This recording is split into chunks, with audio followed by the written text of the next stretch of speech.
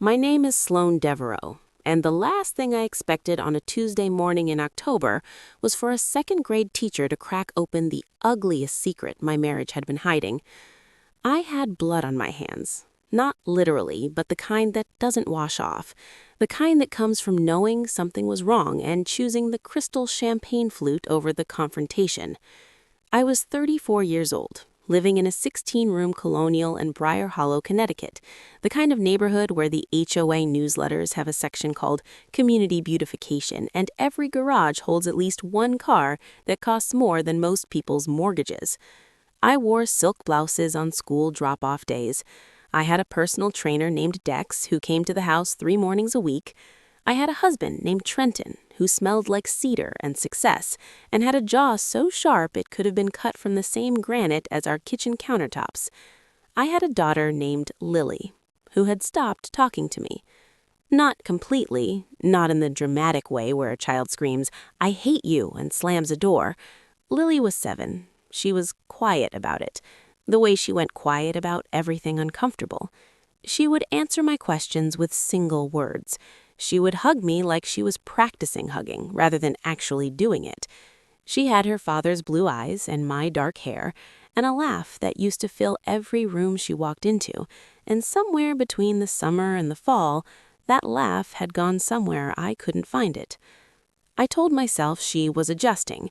We'd moved from our Manhattan penthouse to the Connecticut house in July because Trenton said city air wasn't good for growing kids, because Trenton said a yard would do her good, because Trenton said a lot of things that sounded like they were about Lily but were actually about him wanting space, though I wouldn't understand the full truth of that until later. I enrolled her in Briar Hollow Academy, which cost $32,000 a year and had a waiting list and an equestrian program for 3rd graders, and I told myself my daughter was thriving. I was wrong. The call came on a Wednesday. I was in the middle of a Pilates class I was taking for something to do more than for actual fitness, and my phone buzzed against the hardwood floor with a number I recognized as the school's main line. I stepped out into the hallway, already composing a face that said, "I'm a present and engaged parent." "Mrs. Devereaux? This is Nadine Holloway. I teach 2nd grade." Her voice was warm, but careful, the kind of careful that means someone has rehearsed how to start a hard conversation.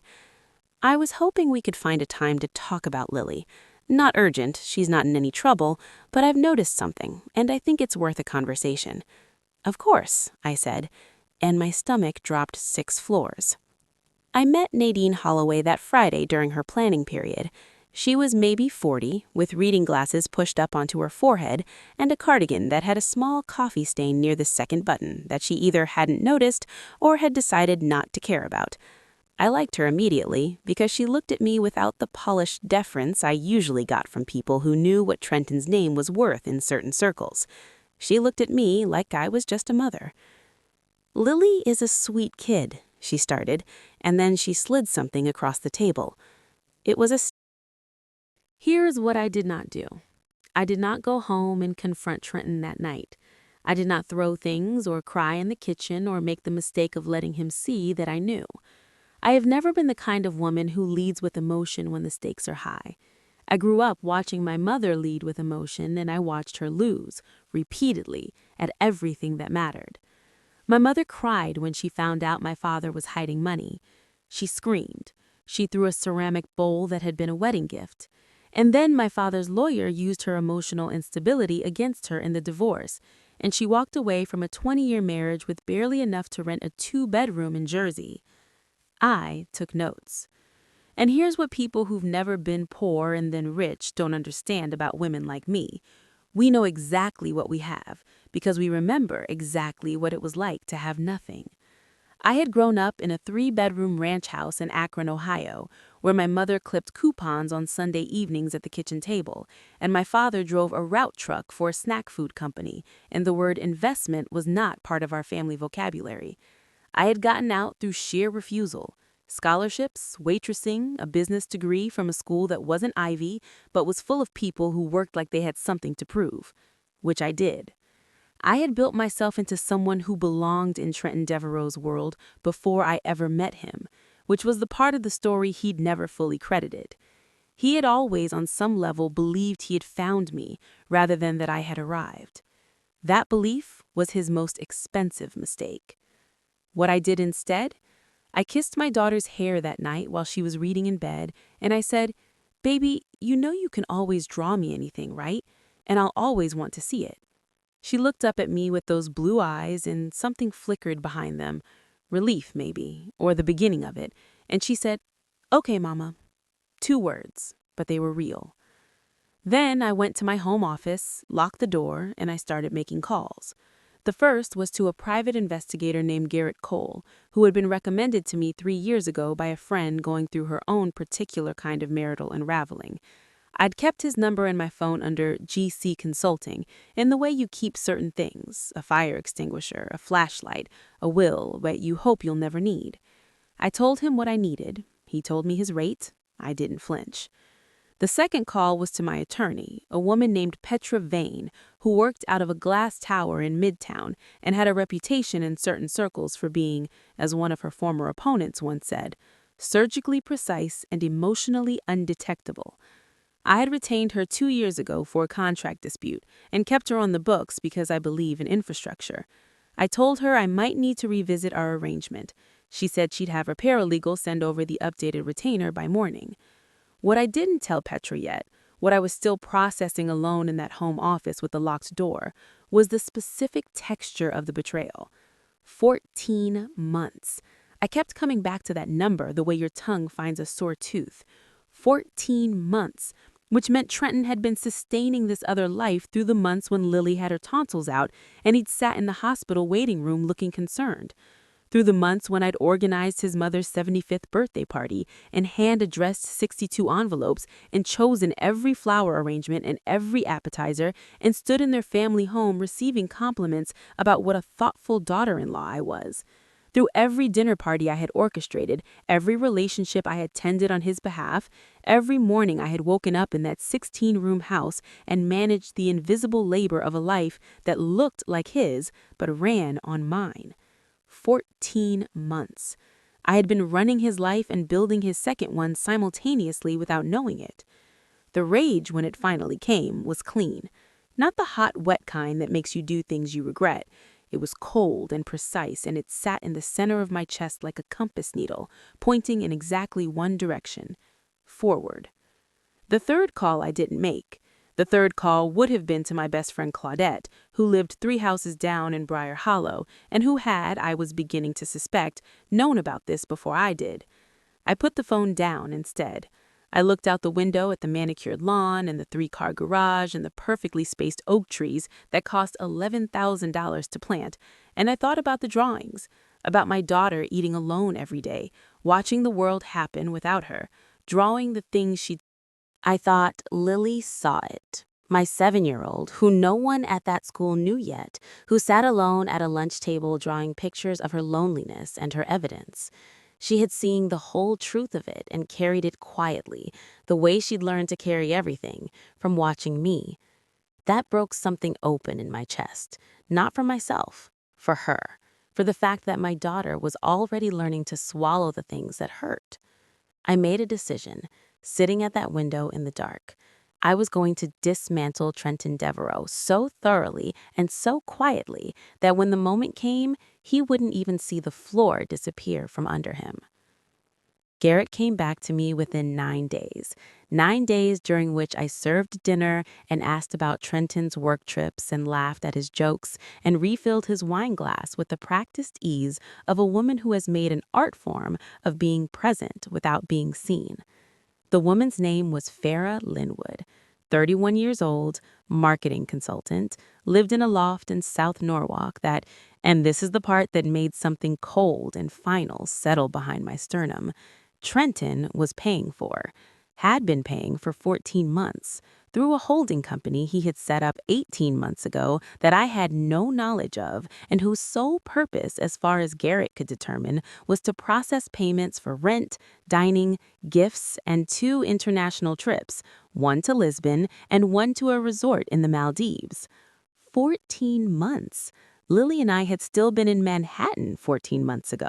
We'd been a family in Manhattan in that penthouse I had decorated myself over the course of 2 years, and Trenton had been flying to Connecticut on scouting trips for the house we were going to buy to give our daughter a better life. He'd been building his second life before he'd even finished dismantling the first one. Garrett gave me photographs. He gave me financial records, not all of them, but enough threads to hand to Petra, who would know exactly how to pull. He gave me timestamps and receipts and a video taken from a public street outside Farah's building that showed Trenton arriving on a Sunday morning with a bag from a French bakery in Westport that he had told me he was picking up for a client breakfast. I sat with the photographs for a long time. Not with the photographs of Trenton and Farah.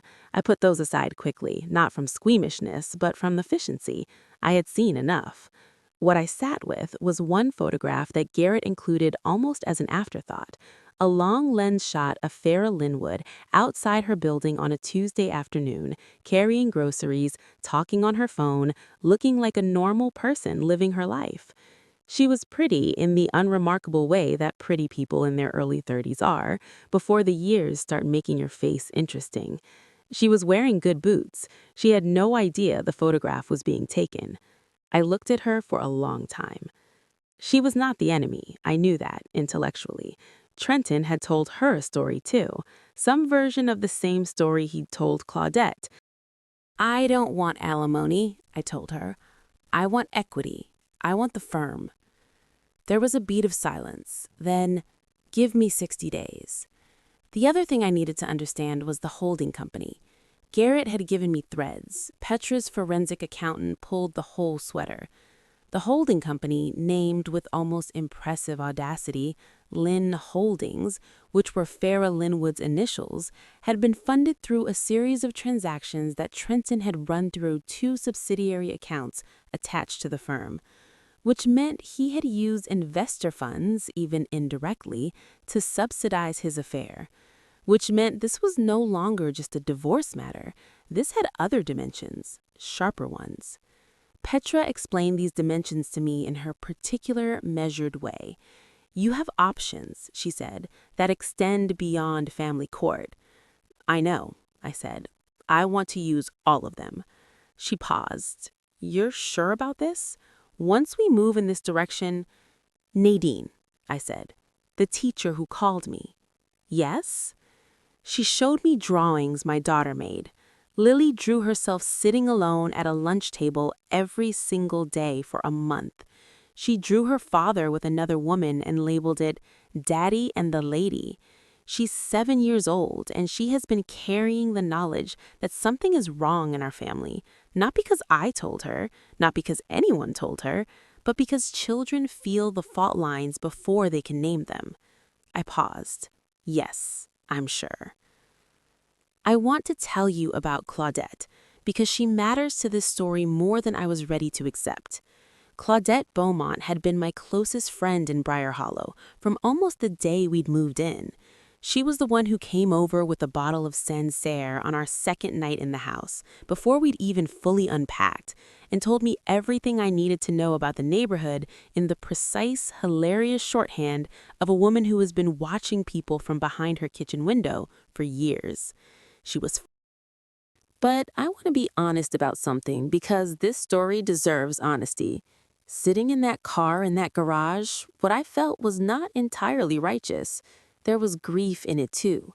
Claudette had been the first person in Briar Hollow who had treated me like a woman rather than an accessory to Trenton's success. And losing her, even to something that was her own fault, even to something I could trace cleanly to her choices, felt like losing one more thing that Trenton had taken from me without asking. He had borrowed my best friend for his cover story, the same way he had borrowed my social skills for his business relationships and my labor for his family's presentation. He had strip-mined the things I built and called the results his own. The anger that moved through me in that car was different from the cold compass anger I'd felt before. It was personal, intimate, the kind of anger that comes not from being betrayed by an enemy, but from being underestimated by someone who should have known better. He had looked at me, at everything I was, everything I had built, the precision and the patience and the refusal to lose that had gotten me from that Akron kitchen table to this Briar Hollow garage, and he had calculated that I would not look closely enough to see. He had been wrong about that in the most expensive possible way. What I felt sitting in that car was something clarifying, the knowledge that Trenton had not simply betrayed me, but had built an entire supporting cast for his betrayal, had recruited people, positioned them, used his wife's... I know, I said, but I want him to understand that destruction was possible. I want him to sit with that. Petra, for the first time in our professional relationship, allowed herself something close to a smile. That, she said, is taken care of. I need to tell you about the morning I told Lily. Not everything. She was 7. There is a version of truth appropriate to 7, and it does not include holding companies or SEC inquiries or the strategic use of a forensic accountant. But she deserved something. She deserved more than silence, which was the thing I had been given as a child and had carried forward into my own life like a piece of inherited furniture that doesn't fit anywhere, but you keep moving it from room to room because you don't know what else to do with it. We were in her art corner. She was drawing. She was always drawing now, and I had learned to sit near her while she did it rather than trying to engage her directly because she talked more freely when her hands were busy.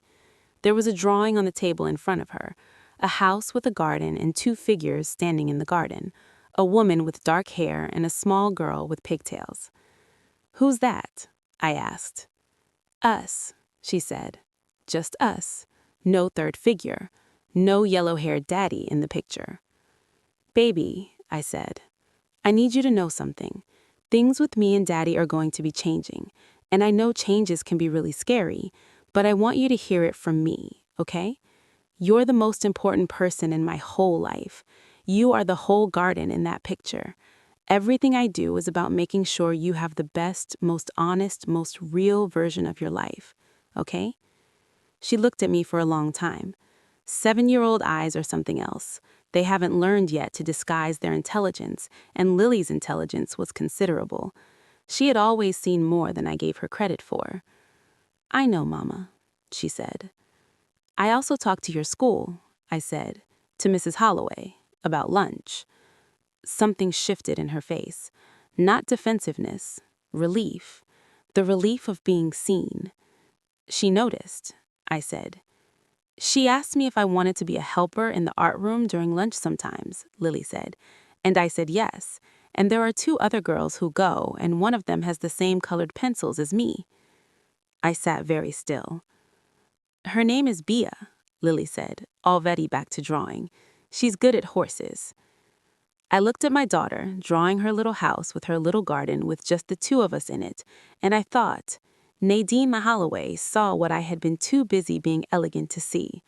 She saw a child who was disappearing into herself, and she picked up the phone and she told the truth. She didn't dress it up or soften it or present it in a way that was comfortable for me to receive. She just showed me the drawings and let the truth be the truth. Sometimes that's the whole thing, isn't it? Just someone who sees and says so. The divorce papers were filed on a Wednesday in December. Trenton received them at his office, Petra's choice of delivery location deliberate, at 10:15 in the morning, between a meeting with the remains of his investor base and a lunch that was, according to his calendar, blocked off simply as personal. I know he called Farah that afternoon. I know this because Garrett, whose retainer I had extended through the filing date, confirmed it. I know that Farah told him she needed to reassess things, which was the language of a woman who had been presented with a version of a man and now meeting a is a separate matter handled by separate parties, I said. I'd encourage you to have your attorney address that directly. Sloan, lower now, almost a whisper. This is our family. Yes, I said, it is, which is why I'm doing this clearly instead of messily. I want Lily to have a father who is present and accountable. That is genuinely what I want for her. But I will not allow her to be raised in a house built on a lie that her own mother knew about and did nothing to address. She already knows more than you think she does, Trenton. She's been drawing it for months. Silence. She drew you, I said, and the lady, and labeled it. She's 7 years old. She sat alone at lunch for a month drawing pictures of what she saw, and nobody knew except one teacher who actually looked. More silence. And then something I hadn't expected, something that was almost worse than anger. He made a sound, small, involuntary, the sound of a man who has just understood something about his own daughter that he cannot undo. Good, I thought. Hold on to that sound. You're going to need to let it teach you something. She saw? He said. Children always see, I said. We just convince ourselves they don't because it's more comfortable for us. Lily saw everything, Trenton. She processed it the only way she knew how, and she handed it to a teacher who was paying attention. That teacher saved me from spending the next decade slowly going numb inside a life that was a lie. That 7-year-old saved us both from something much worse than this. Another beat of silence. I could hear him breathing. I should have, he started. Yes, I said. You should have. About 30 things. But we're past that. We're in what comes next. I'm going to sign whatever Petra puts in front of me, he said finally. It wasn't defeat exactly. It was something more like a man finally understanding the full shape of the thing he'd walked into. That would be wise, I said. The settlement took 11 weeks to finalize. I am not going to give you every term because some of it is sealed and some of it is personal, but I will tell you the shape of it. I walked away with the house, primary custody of Lily, a percentage of the firm's equity commensurate with the contribution Petra had documented, and a sum in liquid assets that ensured I would never have to depend on anyone's goodwill to give my daughter the life she deserved. The SEC matter resulted in a fine and a consent decree that did not include criminal charges, which was the outcome Trenton's attorneys had worked toward and which Petra had allowed because it served our goals. The threat had done its job, and prolonged litigation would have cost Lily more than it cost him. I will also tell you something I didn't expect, what I did with the equity stake. Trenton's attorneys pushed hard to buy me out, a lump sum in exchange for walking away from any ongoing claim to the firm's future value. His lead attorney, a man named Bradford Keyes, who wore pocket squares and had the confident energy of someone who had never lost a negotiation he really cared about, presented this option like it was the obvious and reasonable outcome. Like, of course I would prefer the certainty of cash over the complicated, ongoing involvement in a business. He had, like Trenton, fundamentally misread me. My client will retain the equity stake, Petra told him. She intends to be an active minority stakeholder. Trenton moved to a condo in Stamford. He sees Lily every other weekend and one evening a week, and in the 6th month since the papers were signed, he has been, I will give him this, more present as a part-time father than he ever was as a full-time husband. Lily comes home from his visits with drawings of things they did together, the aquarium, a hiking trail, a Saturday afternoon making pancakes. There is, in those drawings, a figure with yellow crayon hair that she labels Daddy, with no other context, just Daddy, just a person who belongs in the picture. Children are more forgiving than we deserve. I enrolled Lily in a Saturday art class in the spring. Her teacher there told me within the first month that she had exceptional spatial intuition and a real feel for visual storytelling. I already knew. I had known since I first saw the lunch table drawings, the patient documentation of a 7-year-old who couldn't say what she saw but could show it over and over in Crayola and white school paper to anyone who was willing to look. I had also, quietly, made a donation to Briar Hollow Academy, specifically to the art program in the 2nd grade wing. Not a splashy named donation, not a plaque, just money, going to the place where a teacher had a stack of crayons and enough attention and enough courage to call a mother and tell her the truth. I had met with Nadine Holloway one more time in March to thank her properly. She had been gracious and a little uncomfortable with the thanks, the way genuinely good people often are when you try to make a formal thing out of what they consider basic decency. I just looked at the drawings, she said. That's everything, I told her. She tilted her head slightly, understanding more than she said, and then she asked about Lily, and we talked about Lily for 20 minutes, and it was the best conversation I'd had with another adult and longer than I wanted to admit. Bia, the girl who likes horses, has become Lily's best friend. They have sleepovers every other Saturday. Bia's mom, her name is Simone, she's a landscape architect who moved to Briar Hollow from Chicago after her own reinvention, which she told me about carefully over our second bottle of wine one night in September, and I have become friendly in the careful way of women who have learned to build friendships slowly and with their eyes open.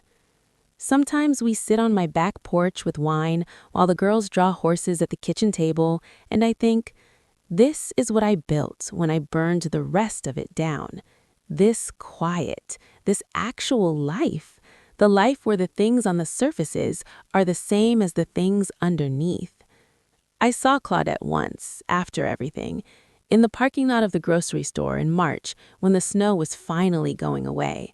We looked at each other across the lot for a moment.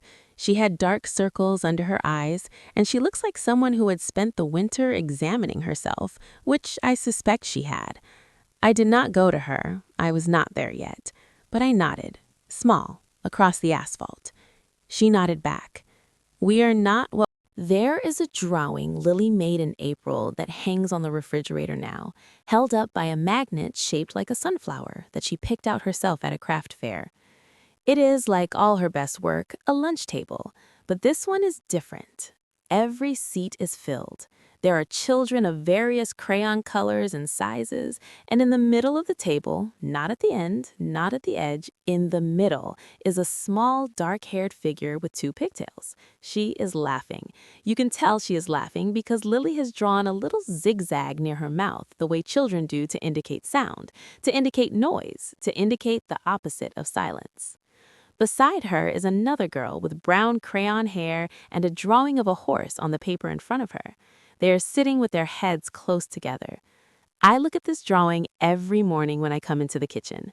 I look at it every morning and I think about Nadine Holloway, who noticed, who picked up the phone, who put a stack of drawings on a table in front of a woman who had been moving too fast to see what her own child was trying to say, and who let the evidence speak without apology or softening.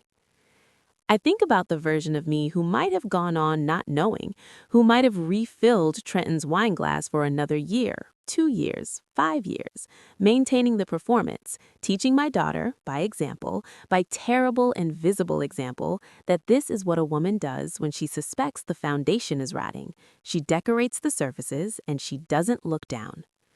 I did not want to be that woman. I did not want to raise a girl who becomes her. So I became something else instead.